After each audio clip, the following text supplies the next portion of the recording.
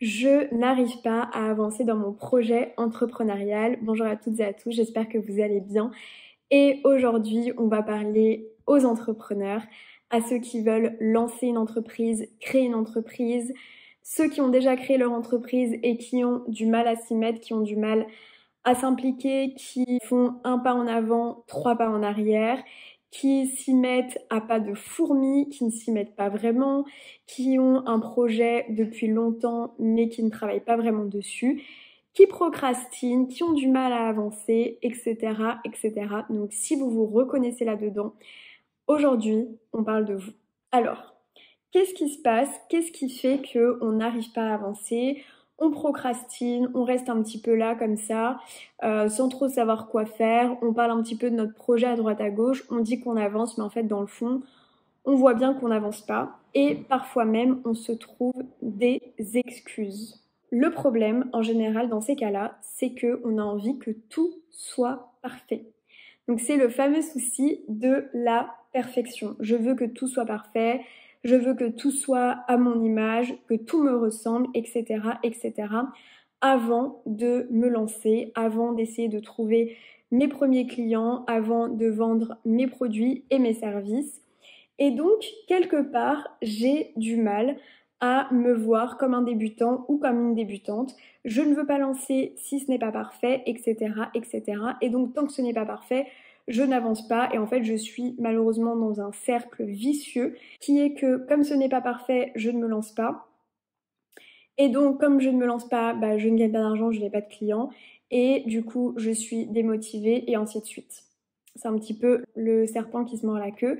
C'est un cercle vicieux qui fait qu'on n'a pas de résultat et on se dit que de toute façon, tant que tout n'est pas parfait, on ne pourra pas se lancer tant qu'on n'aura pas le site internet, le nom parfait pour notre entreprise, qu'on n'aura pas créé cette offre irrésistible, etc., etc. Alors que je le rappelle, le but premier d'une entreprise, c'est d'avoir des clients et de gagner de l'argent. Que vous vendiez un produit ou un service, le but d'une entreprise, c'est de créer de l'argent, tout simplement.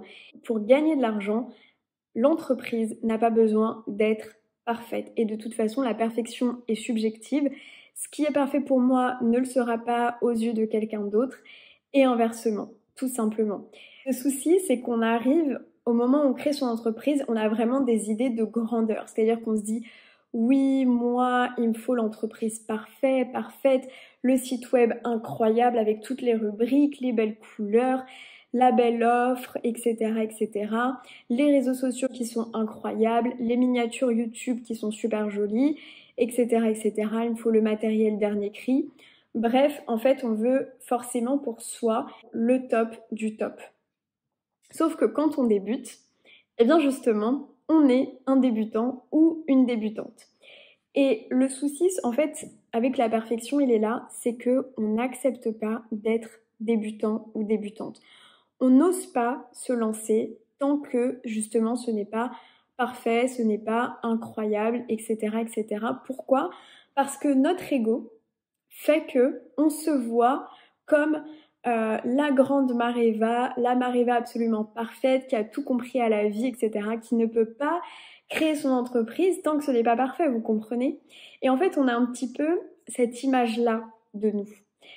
C'est notre ego en fait qui parle. C'est notre ego qui parle et malheureusement, on a du mal à se détacher de cette image parfaite qu'on a envie.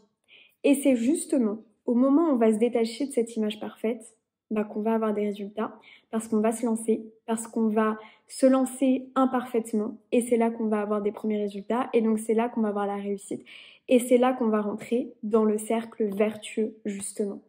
En attendant, on est toujours dans son ego. En fait, on se trouve des excuses, et ces excuses, finalement, c'est notre ego qui parle.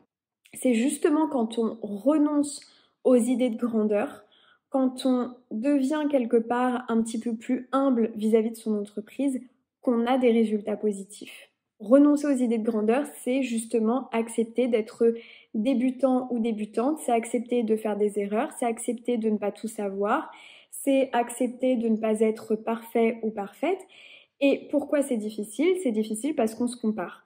Et on se compare à qui? On se compare aux meilleurs dans notre domaine. Si on est photographe, eh ben on va se comparer aux meilleurs photographes. Si on est nutritionniste, qu'on a envie de devenir nutritionniste, eh ben on va se comparer aux nutritionnistes qui sont super connus, qui vont passer dans des émissions de télévision, qui ont écrit des livres, etc., etc.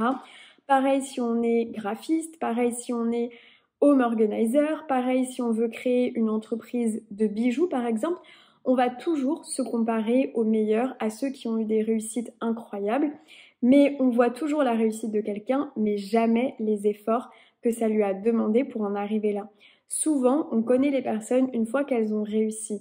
On connaît rarement les personnes qui sont sur le même chemin que nous, c'est-à-dire en fait qui sont en chemin vers cette réussite. Généralement, les personnes qu'on connaît, c'est toujours ceux qui ont réussi. C'est eux nos modèles. Et on se compare à eux, on se compare aussi en fait à leur vitrine quelque part. Donc on va voir leur site internet, les livres qu'ils ont écrits, par exemple des conférences où ils sont. On va voir potentiellement leur vie qui a l'air absolument incroyable sur les réseaux sociaux. Et on se compare à ça, on se compare à leur vitrine, mais on ne connaît pas leur arrière-boutique. On ne sait pas vraiment ce qui se passe en coulisses. Vous voyez ce que je veux dire? Et c'est notamment cette comparaison aussi qui fait qu'on a du mal à accepter d'être débutant ou débutante.